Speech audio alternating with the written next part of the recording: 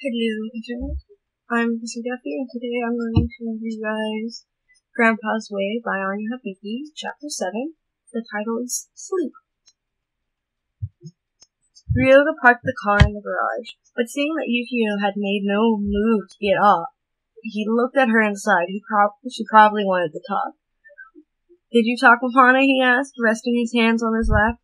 "Yeah," she answered, looking through the window. And, judging by her tone of voice and cold expression, that conversation hadn't gone exactly as planned. "We're getting married, I guess," she shrugged. Ryoga blinked. "We are. I thought you didn't want to." "Isn't that obvious?" She glared at him, crossing her arms above her chest. Ryoga frowned, gripping the steering wheel to control his temper. "Do you want me to talk to her?" he asked as politely as he could, though through clenched teeth, trying to put down the biting reply hovering around in his throat. "I've already made my decision," she looked away. "Not that I had much of a choice anyway. Look, if this is about Ranma, no, it's about being disinherited if I don't marry you." Ryoga stood still, speechless. Surely Granpa wasn't going to do that to his only grandchild, right? Don't you think you're exaggerating? Akira would never. My grandma told me so. It's either marry you or not be a kunaji anymore. "I see," he muttered, shaken by the sudden turn of events. "I guess we'll have to learn to get along." So that was it. He'd married the girl. A weird, foreign feeling started to take hold of himself. Was it excitement? He'd been horribly sad because, even if he didn't even like her or anything, that marriage held a lot of benefits for him and his family, and knowing that now he was going to be able to carry out the promise he made to his parents made him feel happy. The only thing left now was to figure out how to deal with this girl. As they headed towards the house, he took a sidelong look at her. It was true that after the engagement was announced, she changed her wardrobe and looked more like a girl now, but the fierce, bossy attitude still remained. And that was something Ryoga dreaded to live with. It still amazed him the fact that she hadn't hit him once yet. Not that they talked that much or anything. Yukio helped Aiko with the dishes. Dinner had been nice. They talked a lot more than what they did at lunch. She even crossed a few words with Ryoga. As she dried off the plate, she thought about the boy that she had to marry. She remembered their little conversation at the family dinner, and how it meant for him to be able to be with his parents. Now she understood what feeling without a family meant, and thankfully she didn't have to live at first to see it. She'd been terrified when Aiko told her that she might lose everything, but she thought that as long as Ranma was by her side, she'd be okay. But without Ranma by her side, without the hope of having her own family with him, as she found out that afternoon, she was totally devastated. She was Ranma's friend, nothing else. If she denied her compromise now, she had nothing.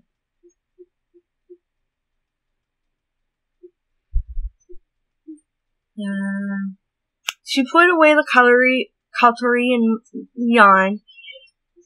It was a little late, and she wanted to get up early to help Aiko with breakfast. She really liked being with that lady. She was so sweet and caring. I'm gonna pause so I can write this text message. Check today. Pause feature on Audacity. Where was I? Help Aiko with breakfast. She really liked being with that lady. She was so sweet and caring. There was a good thing about it all. She realized that she climbed the stairs, and now she had a motherly presence in her life. Something she lacked ever since she remembered. And she could tell Aiko was a great mother. She put on her PJs behind the folding screen, brushed her hair, and a couple of times prepared for bed. She noted that her room had its own bathroom, something she was grateful for now that she had to live with two males that could actually walk in on her or something of the like. That was something she really didn't want to deal with, especially if it happened with the younger one. The bed was cozy and comfortable, she realized as she stretched her legs lazily. There was a little TV, too. She had the pleasure to find the remote on the nightstand. The only thing bothering her was the stupid noise the shower was doing. Was it running? Funny, she didn't take a bath. Her eyes widened at least twice their size when she remembered that it was supposed to be Ryoga's room she was in. With everything that happened that day, she completely forgot about it. He surely wasn't sleeping with her, was he? Her question was answered when her fiancé got out of the bathroom in nothing but a towel. Even she covered her herself with the sheets up above her head. You jackass, what are you doing here? Ryoga started as he quickly hid behind the folding screen, putting his sleeping clothes on. He'd been trying so hard not to think about the fact that he had to share his room with her all day that he actually forgot it was going to happen. What are you doing here? This is my room. Where else am I supposed to sleep, you baka? She replied from under the covers. You're the one who should sleep elsewhere. Why should I? He inquired. Because it doesn't matter. Go to the couch or something. You go to the couch. What? Nobody's sleeping on the couch. Now be quiet and sleep. Or don't. Just be quiet. Came Kyo's voice from the other side of the door, causing both teens to flush in embarrassment. See what you did with all your yelling, he hissed. Look, you are you still parading in a towel, you perv? Hey, what? I wasn't. I'm clothed, okay? He sneered. Fine. She put the sheets down to her bosom, carefully covering herself. She almost giggled when she saw him peering sternly at her from behind the screen, his cheeks red. They looked stupidly at each other for a few seconds until Ryoga's eyes lit up with an idea. I could use my sleeping bag, he stated thoughtfully, already beginning to look for it in the wardrobe. Now, that's a great idea, Ryoga. I'm glad to know that your brain's good for something, the chef taunted, still clutching the covers to her chest. The lost boy glared at her through the screen. At least I saw that something. You were just staying there like an idiot. Hey! She stared furiously at the innocent screen, trying to pierce it and hit the jackass with her glare. But he was oblivious to this, and since he was busy rummaging through his closet to find the damn sleeping bag, a few boxes fell from the upper part of the wardrobe, hitting his head and crashing noisily on the floor. Yukio laughed as she heard Ryoga's hiss of pain. There was a knock on the door. Kids, is everything alright? What was that noise? Aiko's sweet voice could be heard from the other side. We're fine, Mom. Just looking for my sleeping bag. She slid the door open just a tad and peered inside. And why are you doing that? She asked sternly, her eyes threatening. Well, Ryoga hesitated. There's a double-sized bed in your room. It's big enough for the both of you. Why would you need a sleeping bag? But we don't want, Mrs. Zubiki, don't you think it's too soon for us to share a bed? Yukio came to his aid. Perhaps, she replied smartly, but I don't think that it's fair for my son to sleep on the floor when he has his own bed, is it? Then and of course I can't let my daughter-in-law sleep on the floor either, especially on her first night in my house. What would that say about me?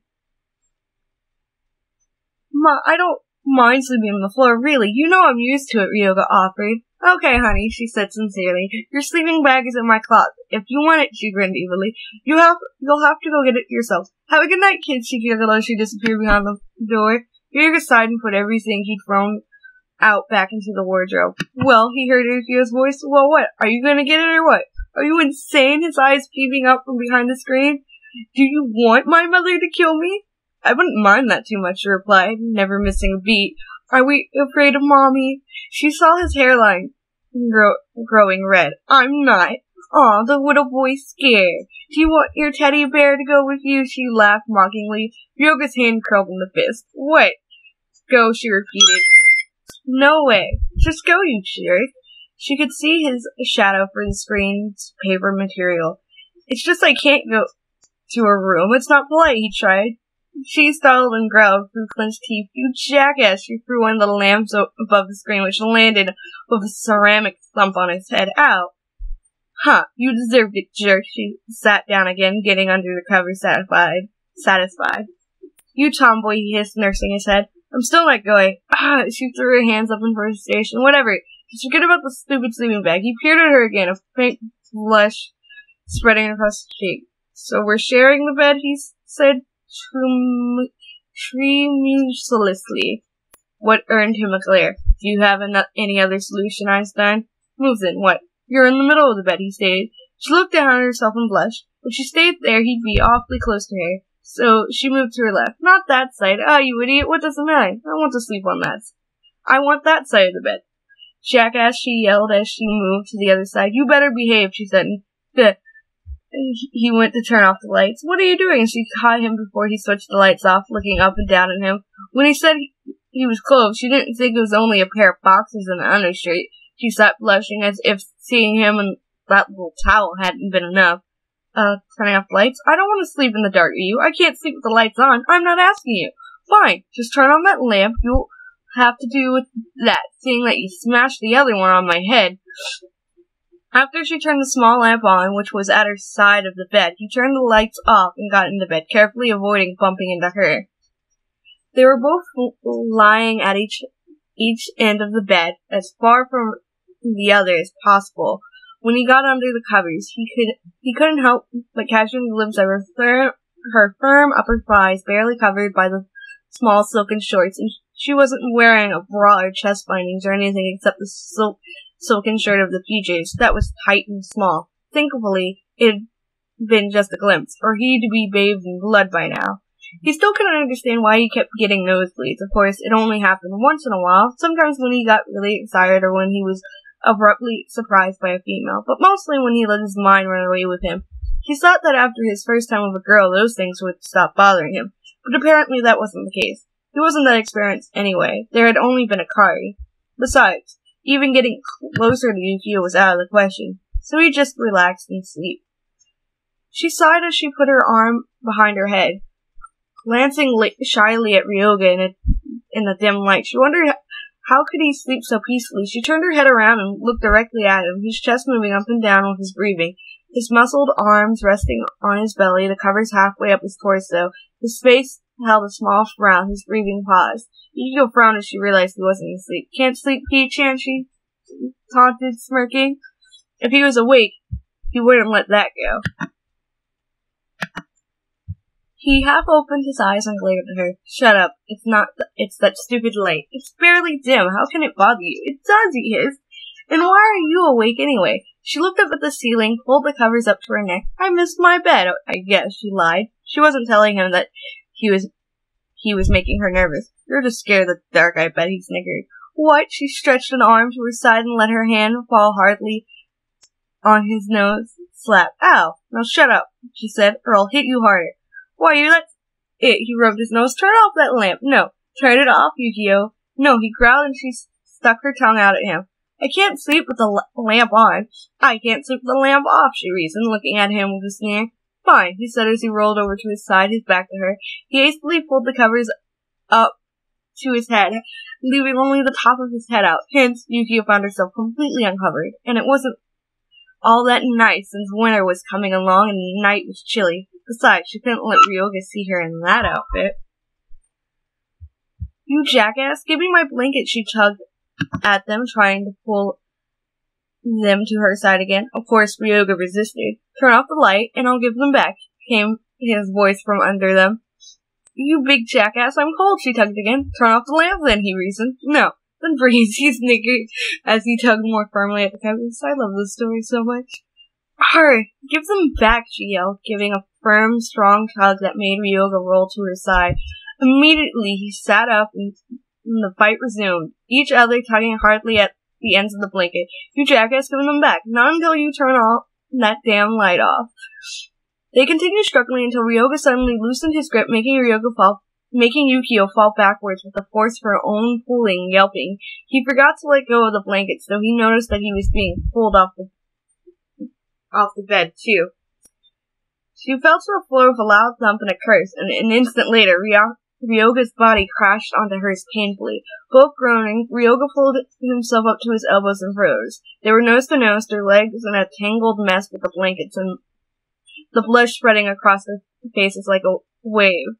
He gulped, getting lost in her ocean blue eyes that looked into his with fascination, as if she just found out a very big secret. The breaths mixed, still both agitated with the adrenaline from their little struggle, and he couldn't help but glance at her barely open lips so close to his. She tried to stop her heart from racing, but couldn't do anything.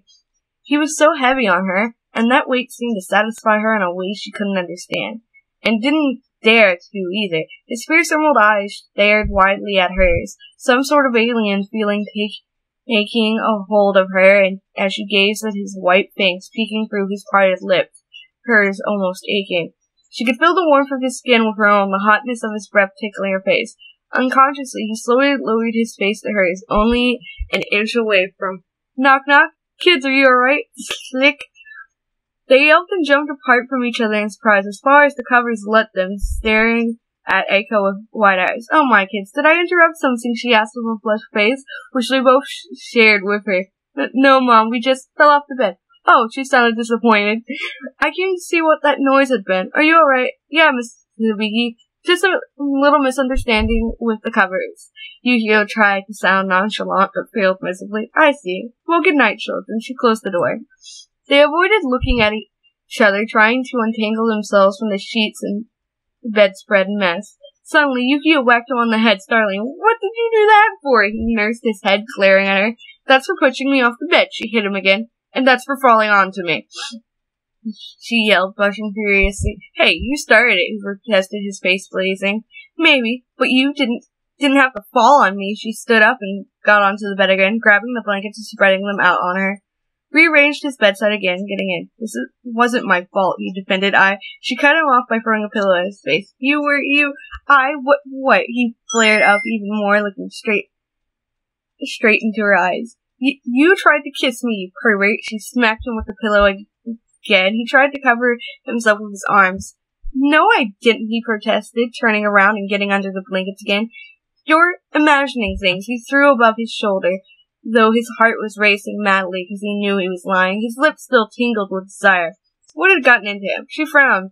Had she really imagined it? Had she really misread what had happened? You better hope I am, she threatened, her voice still quivering. Her body still shaking, she turned away from him, turning off the lamp. Like I would want you. She turned around briefly and punched him on the shoulder. Like I would want to, pig. Fine, jackass tomboy, he replied. She stirred lazily on the large bed, yawning. Sunlight filled the room, its warmth washing all over her. Morning birds chirped happily outside the window. She turned towards them and found herself staring directly at Ryoga's sleeping face. Apparently, he moved to the middle of the bed in his sleep, and now they were facing each other. She took a long look at his serene face, the usual frown on his forehead gone, tiny fangs poking out from his slacked mouth, his hair a mess, sprawled all over the pillow, silky spikes of black pointing everywhere, sun rays softening his features. She followed the line of his neck, traveling across his exposed shoulder, her gaze trailing through his arm, strong enough when relaxed. She focused her gaze on his face again, eyes closed with heavy eyelashes and even breath in peaceful slumber. He was rather cute. Seeing him lying on his stomach reminded her of what had happened the night before, when they had been so awfully close. She jumped out the bed and ran to the bathroom flush. She needed to take a shower and forget about that. She had to help with breakfast after all. The lost boy rubbed his eyes, groaning in complaint of being awake. He gradually got up and started rummaging for clothes. The day promised mild weather, so he put on a long-sleeved shirt, one of many his father had brought. Apparently, he didn't know his size because it was rather tight, and a pair of jeans. After washing up his face and brushing his teeth, he descended the stairs, following the mouth-watering aroma of breakfast. It was when he neared the kitchen that it dawned on him the fact that he was going to have breakfast with his parents in his house, twice in a row, and with both of them to boot.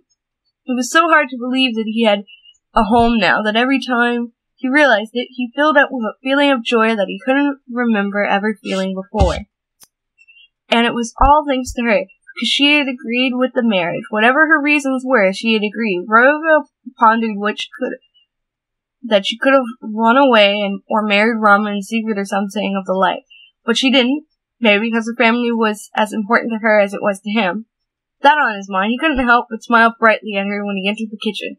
What did he smile at me for? She wondered, blushing as Ryoga went to get some coffee and pecked his mother on the cheek. Where's Dad? He's outside, on the back lot. Would you call him for breakfast, dear? Sure, he nodded and crossed the back door. Are you okay, honey? Her mother-in-law asked, startling her. Yeah. Why do you ask, missus? You seem concerned. Did you sleep well? She blushed intensely. Yes, fine, missus. Yukio, you can call me Mom if you want, she said sweetly, and turned around to take the rice off the fire. A sudden warm feeling overwhelmed her as she heard those words. I can't. She flinched at how small her own voice sounded. Mrs. Sabiki turned around, a smile on her lips as she put breakfast on the table. Of course, dear, she squeezed her shoulder reassuringly. We're family now. Yukio smiled back at the tenderness on the lady's eyes, emotion filling hers. Thank you. The afternoon seemed quiet. Ryoga's parents had gone to take a walk, leaving them alone in the house. Her fiancé watched a movie on the couch while she read a book. It was a nice book, really, a beautiful love story, but she couldn't understand why it was so difficult for her to actually know what was going on. She already read 20 pages, and she had no idea of what any of them said. She couldn't concentrate, not even on a single word. Every line she read mixed with images her brain kept throwing at her, and it infuriated her so much. Why couldn't she let go of what had happened the night before? She knew it had been because she'd never been kissed. Well, not properly kissed, anyway. The few kisses she had the chance to land on Rama's lips had been so furtive, and they'd been only on her part. He never kissed back. She felt like shampoo those times, and it made her so sad. She wanted him to kiss her. Maybe that was why she felt so strange that moment. Ryoka actually seemed like he wanted to kiss her, and that even if she hated to admit it, had felt nice. The way he looked at her, the way he pressed himself onto her, she hadn't experienced anything even close to that. Hell, she even hadn't held a guy's hand yet. Well, only a few times, but she needed to take him somewhere. And it had been him. Hard. Anyway, maybe that was why she was feeling like that. She'd been utterly surprised when it happened. She wasn't expecting to get so close to him, and especially not like that. So she was just curious. That was it. Besides, she said she had imagined it, so she just stopped thinking about it. He really didn't want to kiss her, did he? And that is the end of chapter 7. Very cute, funny scene. Adorable, really. And I'll see you all next time. Bye-bye. I have to go to the eye doctor.